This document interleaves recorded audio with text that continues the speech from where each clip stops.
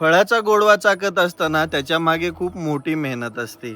ज्यावेळेस हे आपण ड्रॅगन फ्रूट लावलं, शाश्वत शेती करायचा निर्णय घेतला, त्यावेळेस आपल्या डोक्यामध्ये कोणतीही आयडिया नव्हती, की आपण कसं करणार आहे, काय करणार आहे. पण जेव्हा ॲक्चुअलमध्ये या परिस्थितीमध्ये आपण शेती करायला स्टार्ट केलं, त्यावेळेस शून्यामधली सुरुवात. आज 4 एकरवरती माझ्याकडे ड्रॅगन फ्रूट आहे. 4 एकरला झाडं अशा प्रकारे डेव्हलप तर आहेतच. वरती आपण सावली केलेली आहे. खाली पाचरट टाकलेलं आहे, डबल पाईप आहे ड्रिपचा. आणि सगळ्या गोष्टी व्यवस्थित आहे. तुम्ही म्हणताल पाण्याचा विषय, माझ्याकडे पाणी नावाचा प्रकारच नाहीये. ना कोणती योजना आहे, ना कुठून पाणी येतं.